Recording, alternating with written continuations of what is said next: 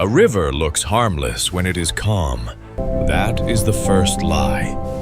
In 1288, the Bach Đằng River did not look like a battlefield.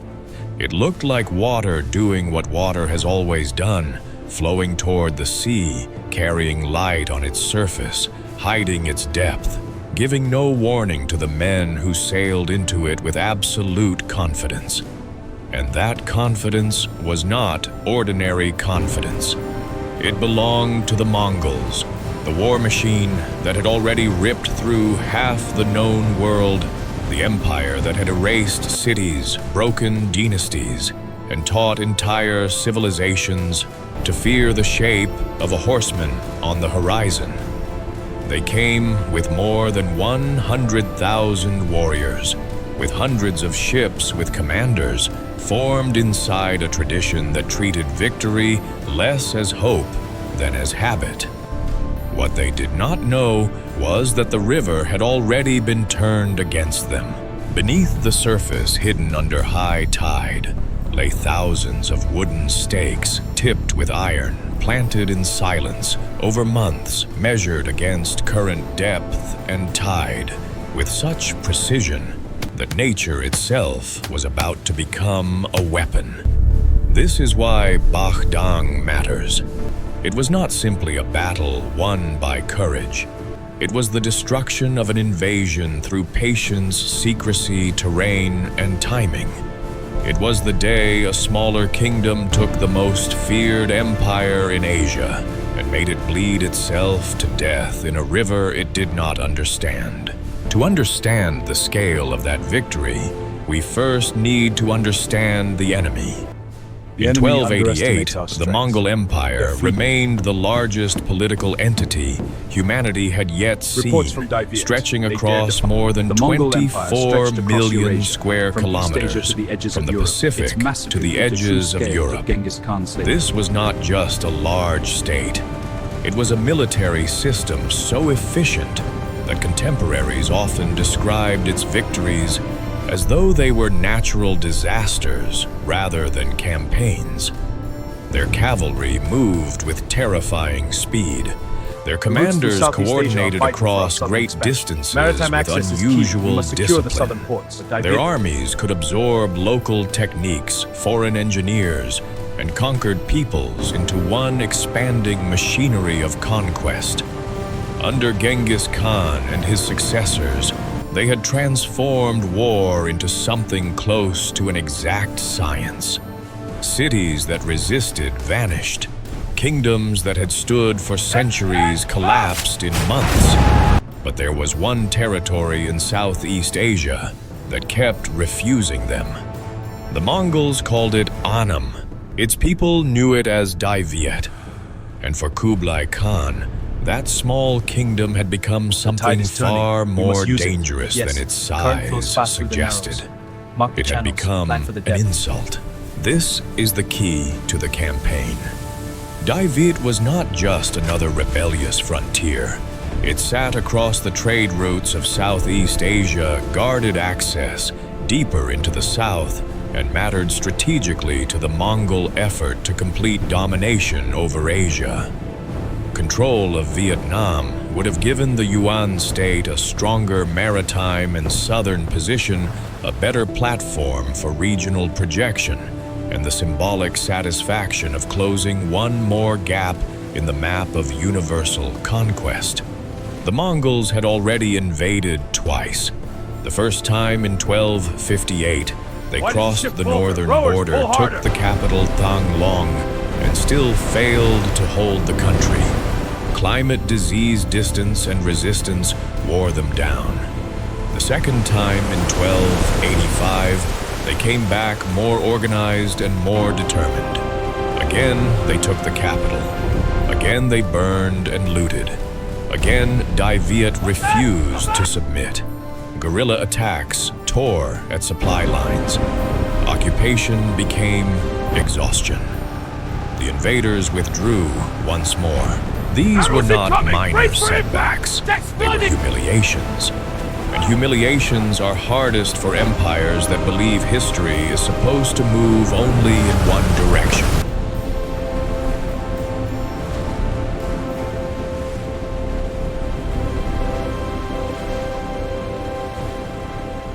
For Kublai Khan, those failures cut especially deep.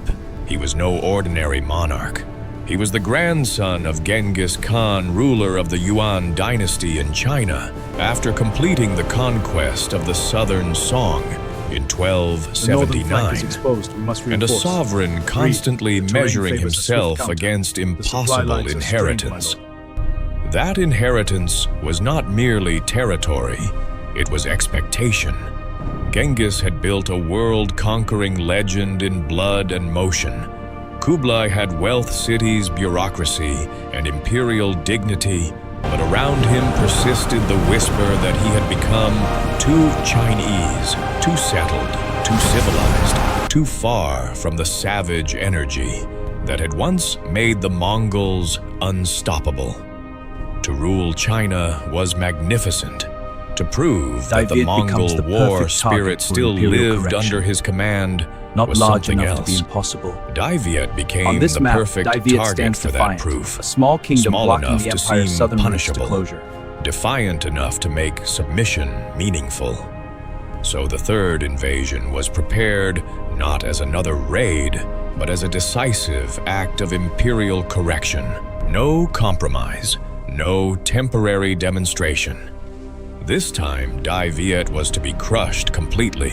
The preparations reflected that intent. The land army assembled for the campaign exceeded 100,000 men, drawn from veteran Mongol forces, recently subdued Chinese contingents, Korean archers and auxiliaries from across the empire. But the most revealing change was naval. The Mongols had learned from failure. They understood now that to conquer Dai Viet, they could not rely on cavalry and overland force alone. Rivers and coasts mattered, supply mattered, mobility through the delta mattered.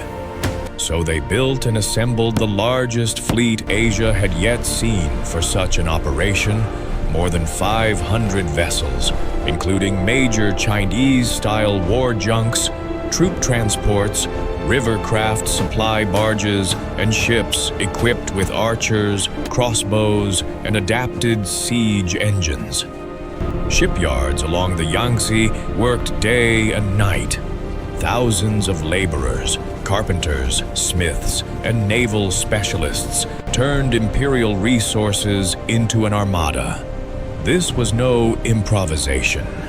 It was a carefully designed multi-axis invasion. The land army would come from the north.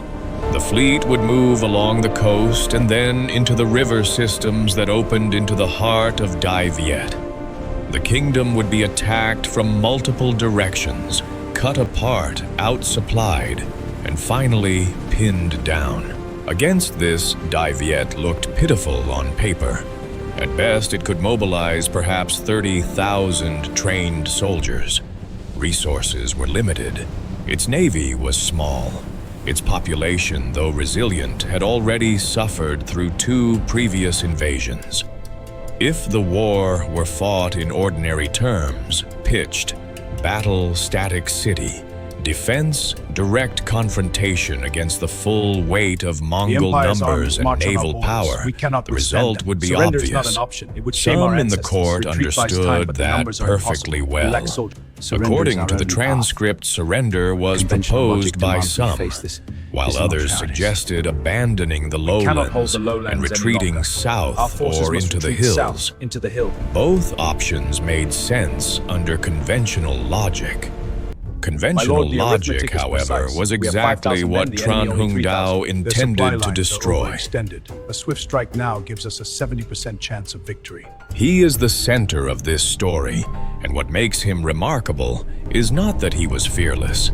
It is that he understood fear better than most of the men around him. Born in 1228 into the ruling Tran family, he grew into greatness not because of noble blood, but because he saw the Mongols clearly. During the first invasion in 1258, he was young enough to learn without yet carrying full responsibility. He saw what made the Mongol machine terrifying cavalry discipline, operational speed aggressive, organization. But he also saw what made it vulnerable. The Mongols excelled on open ground. They were less comfortable in flooded rice fields, marshy terrain, and regions where horses lost their natural advantage. Their supply lines could be stretched and harassed. Their mastery depended in part on forcing others to fight their kind of war. During the second invasion in 1285, by then, the supreme commander of Vietnamese forces, Tran Hung Dao, leaned hard into those weaknesses. He evacuated cities before the enemy arrived. He denied plunder. He poisoned wells, burned fields, and turned occupation into starvation. The Mongols could seize a capital. They could not make an empty capital meaningful. That campaign taught him the final lesson he needed. He did not have to beat the Mongols in their strongest form. It's done. He only had to force them into a situation where their strength ceased to function. So after 1285, he began preparing for the invasion he knew would come. He studied routes, logistics, habits, and assumptions. He looked again at Vietnamese history and remembered 938 when Ngo Quyen had used the same Bach Đằng River to ambush a Chinese fleet with wooden stakes hidden below the tide. But Tran Hung Dao was not planning a reenactment. He was planning a scaled, perfected, and far more devastating version of the same principle. This is what makes him such a serious strategist.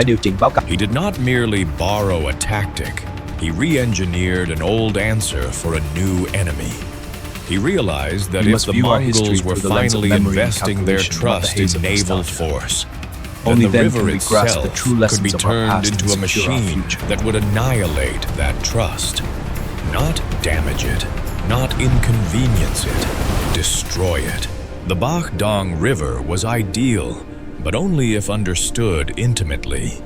This is one of the most important parts of the story.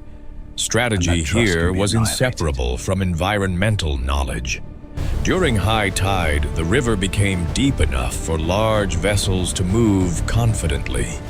The waters rose, covering dangerous sections and making the channel seem generous. But when the tide fell, the level dropped dramatically, exposing sandbanks, mud, and the riverbed itself in critical places. To most outsiders, that was a navigational fact. To Tran Hung Dao, it was a clock. He sent scouts to measure depth and current. He consulted fishermen who knew every mood of the delta. He spoke with elders who remembered the old battle. He studied not only where a fleet could move, but exactly when it would cease to move safely. Timing here was everything. If the Mongols entered too early, too late, or not deep enough into the chosen zone, the trap would fail. The river would not do the work for him unless he synchronized battle to tide with absolute precision.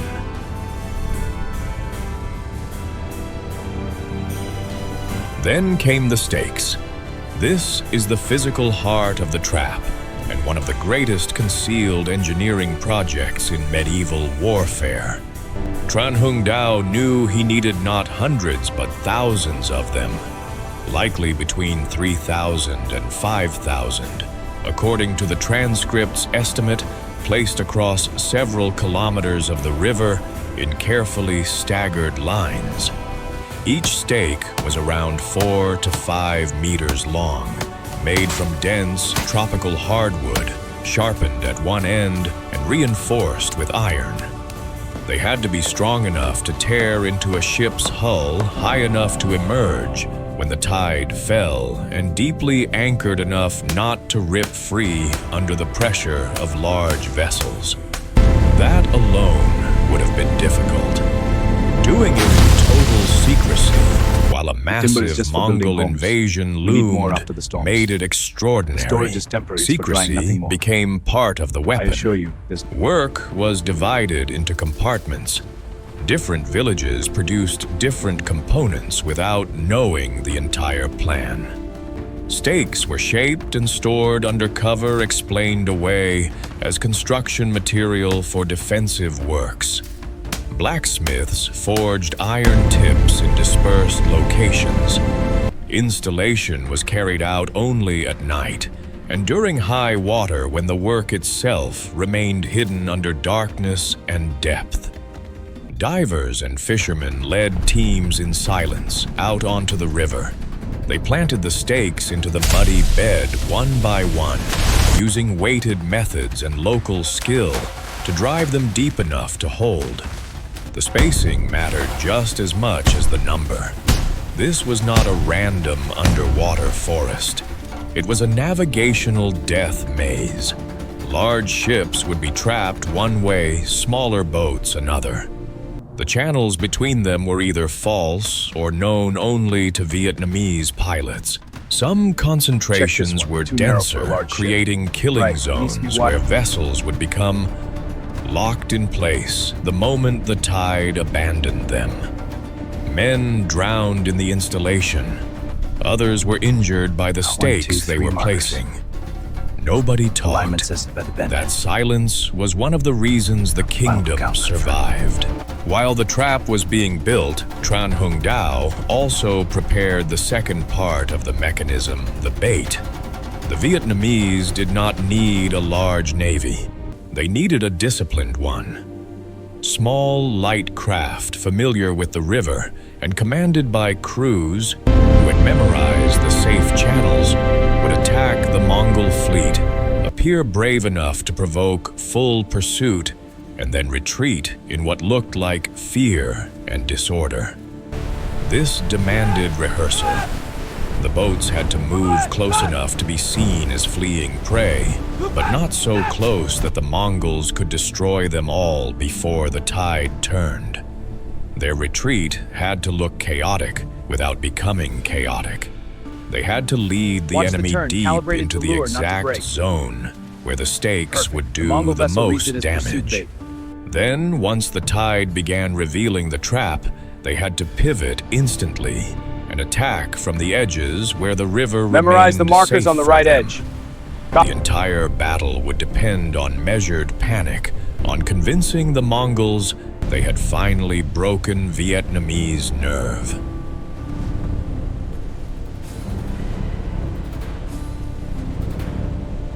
That psychological dimension matters. Tran Hung Dao was not only building an ambush, he was building an interpretation begin inside the enemy mind. The Mongols had fought Vietnamese forces before. They expected guerrilla resistance, evasive defense, and weakness on open water.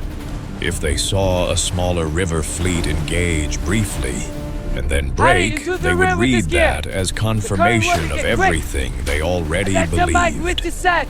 Great traps often work not because the victim is foolish, but because the victim is encouraged to believe what he was already eager to believe. The Mongols were eager to believe that Vietnamese resistance at sea would collapse once pressured. Tran Hung Dao designed the first phase of the battle to reward that assumption until it became lethal. So the moment approached. The army of Maps Kublai aligned with the Khan stars. moved Our course south. is set. Spies Shoreline reported confirms the it. approaching We advance at dawn. armada. Uncertain. The fleet These entered charts the show region in shallows, strength, depths, hundreds and of the main channel for our vessels, ships, confident, the deep channel. ordered led by commanders who assumed the campaign had already moved past real uncertainty. They had maps. This river they had route is the consulted safest path through the captured territory. fishermen and The ink deserters. marks the recent They believed the Bach Đằng River was deep and navigable during high tide. And on the day chosen April 9th, 1288, as the transcript states that belief was true. This is important. The trap did not depend on false geography. It depended on true geography, read at the wrong moment. The tide was high. The river looked safe. The largest war junks entered without difficulty. Soldiers on deck searched the wooded banks for signs of resistance. They saw nothing alarming. The hidden stakes lying beneath 2 to 3 meters of water remained invisible. The Mongol fleet advanced deeper and deeper into the zone, prepared for its destruction. Then, the Vietnamese appeared. Perhaps 50 or 60 light vessels, small, seemingly inadequate, almost pathetic, beside the scale of the invading fleet. They attacked sharply, arrows, incendiaries, close harassment enough to provoke and irritate. The Mongols responded as expected. Their larger ships fired back with deadly efficiency. Vietnamese vessels were damaged. Some caught fire. From the Mongol perspective, everything looked perfect.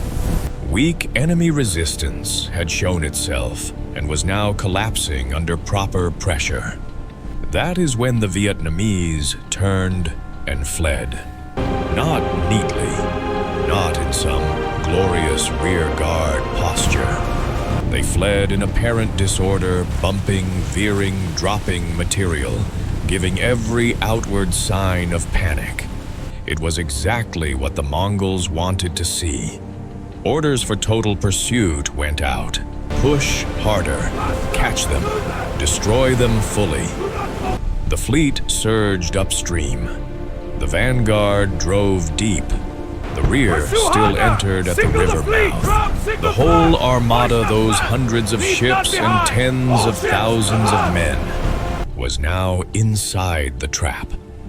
Tran Hung Dao, watching from the shore, saw what he needed to see. The Mongols had taken the bait completely.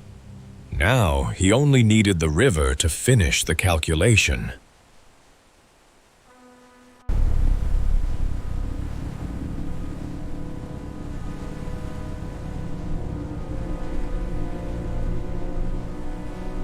At first, nothing changed.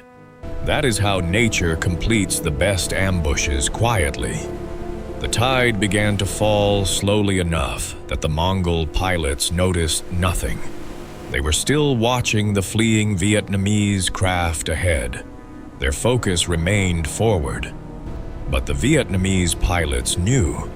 They could read the signs, the subtle shifts in current, the altered sound against the hull, the changing pull of the water itself. Signals passed among them. The moment had come. The Vietnamese flotilla suddenly veered toward the shallower edges and safe channels. To the Mongol commanders, this seemed odd, but not yet alarming. Let them go to the banks then. The main channel remained the faster path. And then came the first impact, a dull strike under the hull. Then another.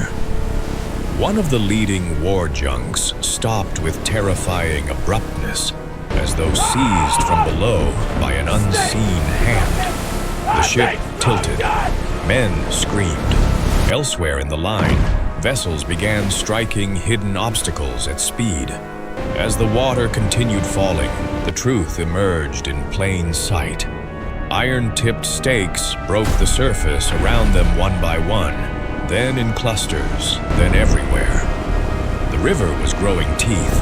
Panic spread fast because no one could fight what was happening. There was no visible enemy line to charge, no formation to adopt against a riverbed suddenly rising into murder.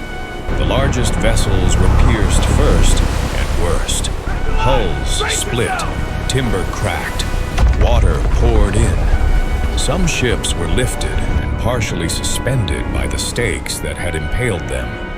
Others crashed into the wrecks ahead. Smaller boats found themselves boxed in by larger trapped hulls. Horses on transport barges panicked and leaped into water only to drown or be impaled. Men jumped overboard to escape fire, or sinking decks and died on the stakes beneath the surface. What The had deck been a is fleet collapsing! now Jump now! became a jammed mass of drowning, burning, colliding targets. The riverbed, revealed by the retreating tide, turned into a grotesque field of immobilized ships, raised like insects on pins. That is where the second phase began the massacre. Vietnamese light craft, already withdrawn to safe waters near the banks, came back in fast. They did not attack a functioning fleet. They attacked wreckage full of trapped men. Archers fired freely into immobile targets. Spearmen boarded tilted decks. Incendiaries spread from ship to ship. Any attempt by Mongol commanders to create order was suffocated by geometry. They had no room, no maneuver, no safe water, no coherent line of retreat. Some formed makeshift shield circles on the decks, but to little effect. The attackers moved freely, while the defenders remained trapped inside a collapsing machine of wood, iron, mud, Proof that and only tide. Vietnamese pilots. The river turned red. Bodies floated among the stakes. Smoke, blood, and screams merged into one continuous atmosphere of destruction. Some men tried to surrender. Some were taken prisoner. Others were cut down immediately in a frenzy fueled by memory. The memory of burned Vietnamese cities, looted homes, and previous invasions. This is important to say plainly. By this stage, the battle had ceased to be a contest. It had become execution.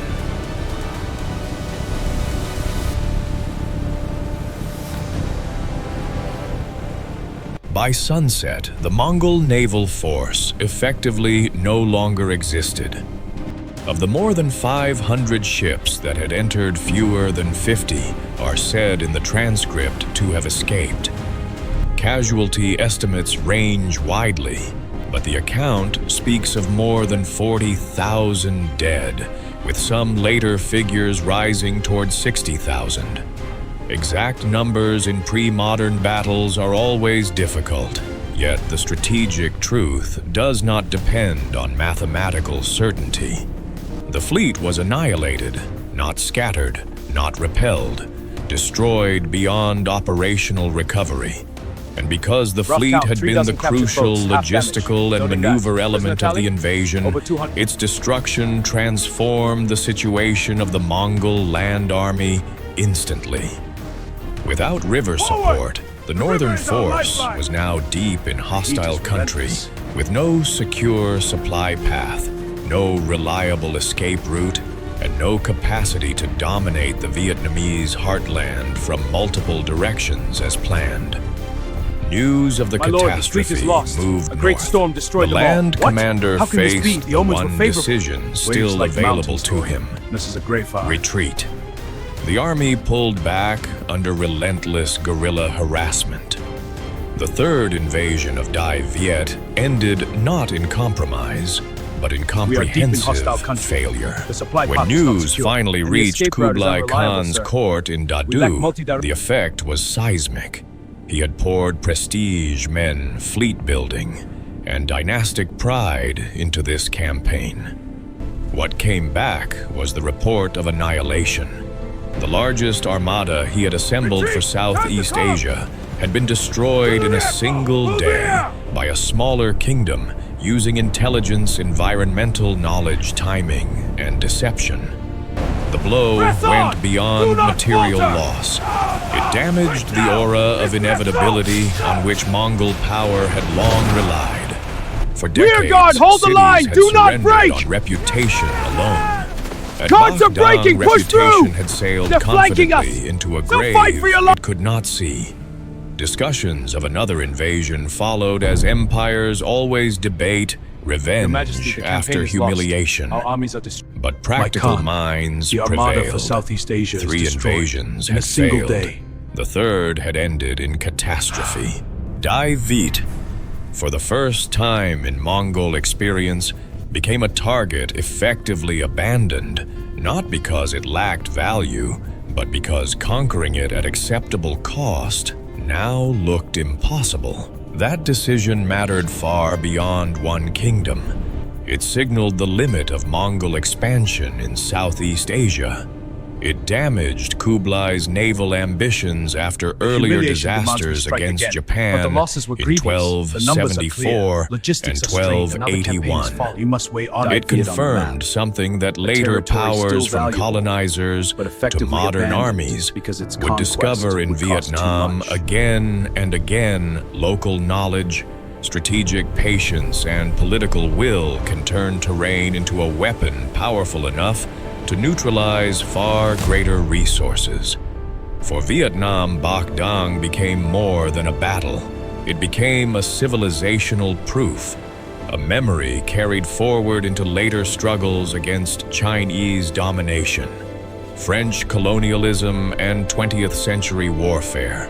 Bạch Đằng is remembered not simply as a battle, but as a proof that symbolic touch of the Vietnamese historical continuity, carrying the memory forward. The stronger enemy can be beaten if forced to fight on terms chosen for him, not by him.